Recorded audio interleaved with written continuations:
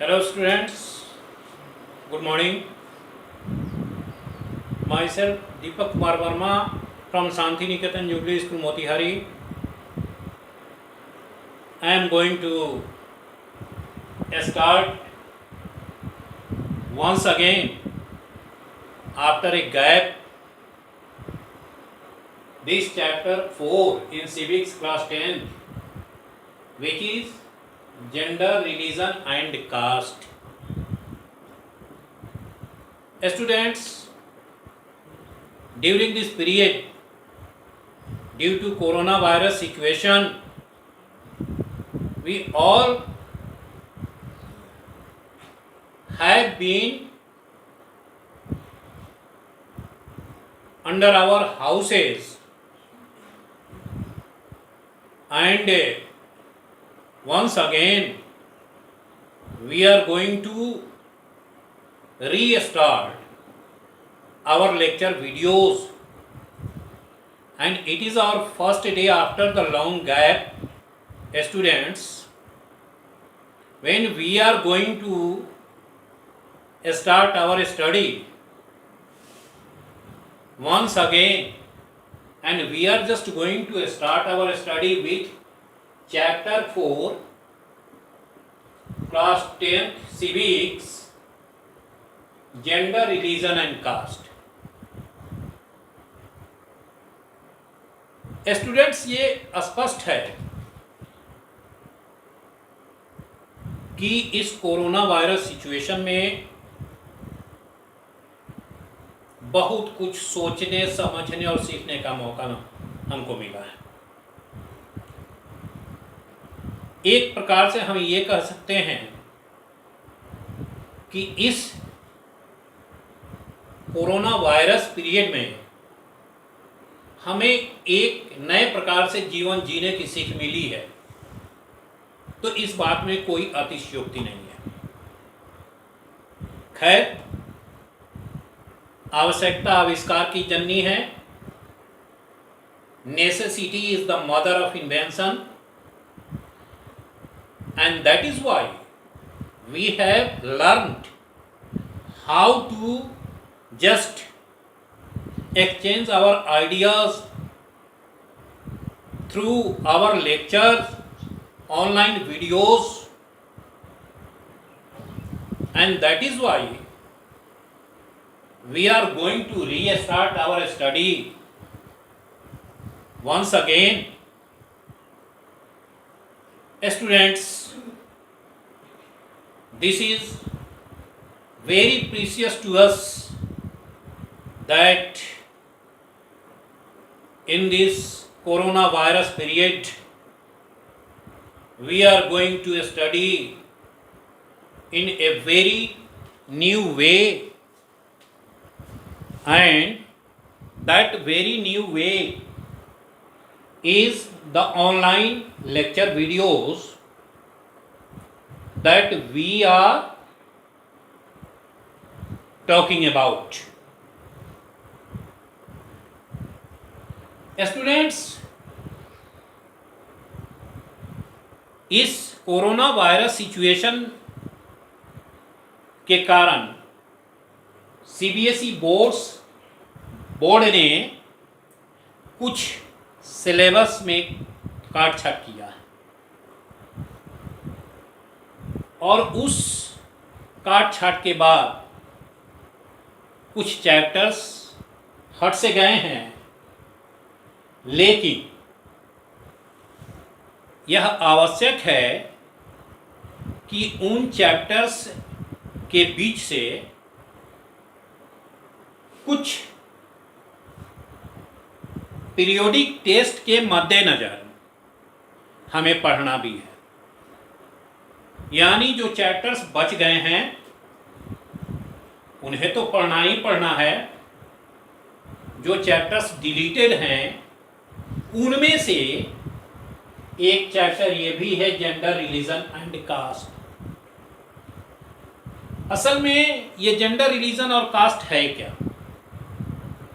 Students, it is quite clear that today's politics especially in India, is being affected deeply by gender, religion, and caste. Although in politics, gender, religion, and caste for discussion is not a good thing, because our politics must depend on the burning issues of the society and nation. So why to discuss gender and politics, caste and politics, and religion and politics? But as we all know that in Indian politics, gender is deeply involved in politics, on the basis of which our politics is defined, our government is made, and overall politics is rotated.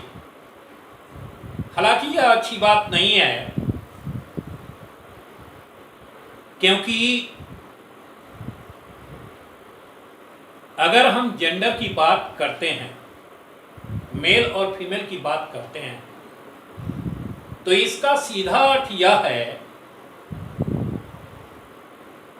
कि कहीं ना कहीं से हम politics कर रहे हैं जो बेसिक डेवलपमेंट से दूर होकर इन चीजों के इर्द गिर्द घूमे केवल और लोगों को भ्रमजाल में फंसाकर रख दे। ये कहीं से उचित नहीं है। इसलिए चूंकि यह इस चैप्टर के अंतर्गत डिस्कशन का विषय है, इसलिए हमें स्टडी करना है gender and politics. Students, whenever we talk about gender, we generally mean male and female. And whenever we talk about male and female in our society, we focus on economic, social and political conditions of a part of the society, that is females part.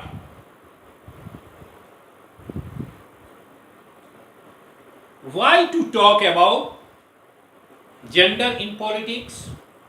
The question here is, why to talk about gender with politics?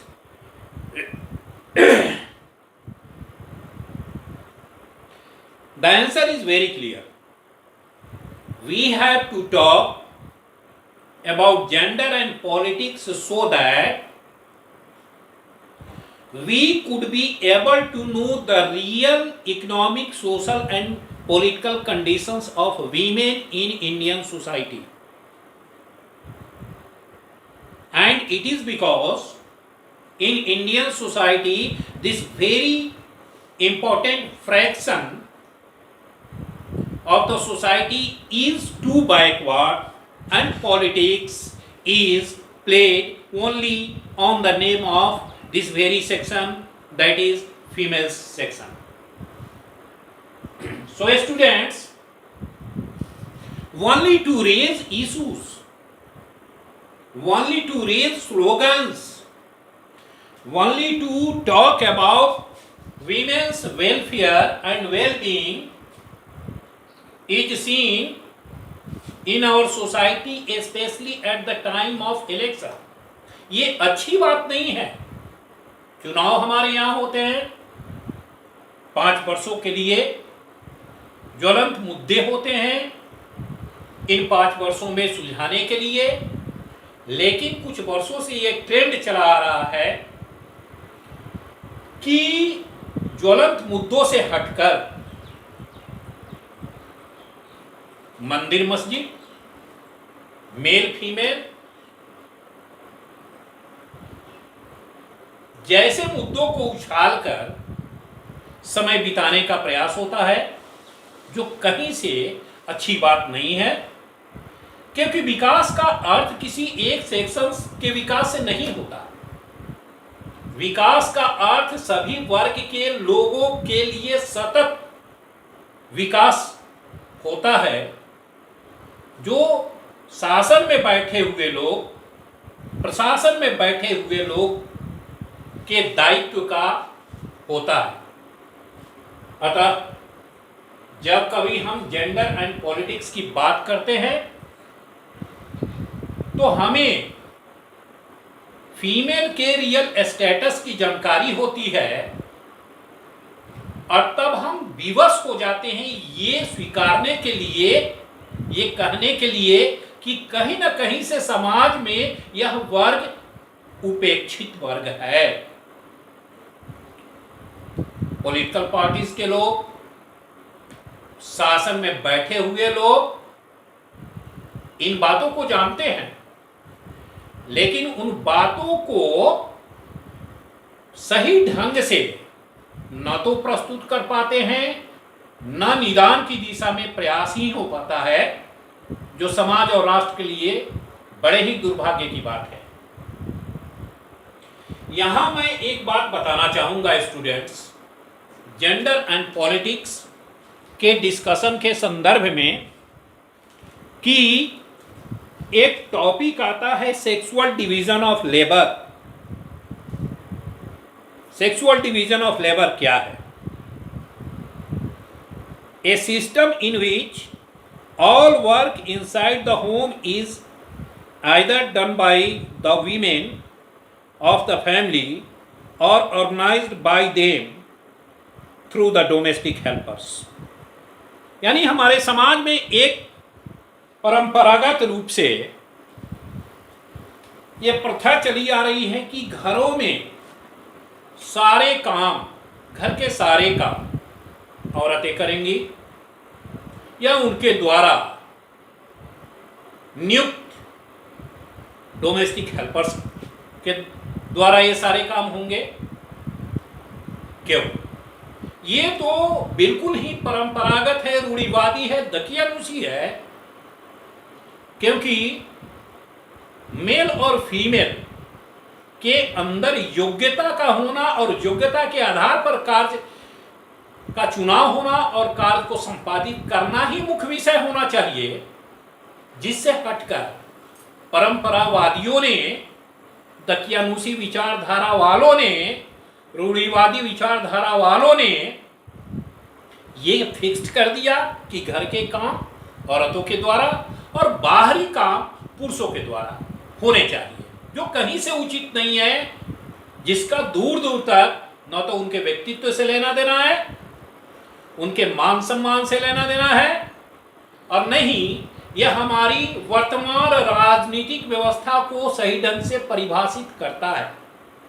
अतः gender and politics में स्त्रियों की स्थिति sexual division of labour के अंतर्गत उनके कार्यों का विभाजन जैसी बातों के अध्ययन के साथ आज का यह पहला लेक्चर वीडियो समाप्त होता है। बाकी टॉपिक्स जो सामने दिख रहे हैं का अध्ययन हम लोग नेक्स्ट लेक्चर वीडियो में करेंगे। Thank you very much.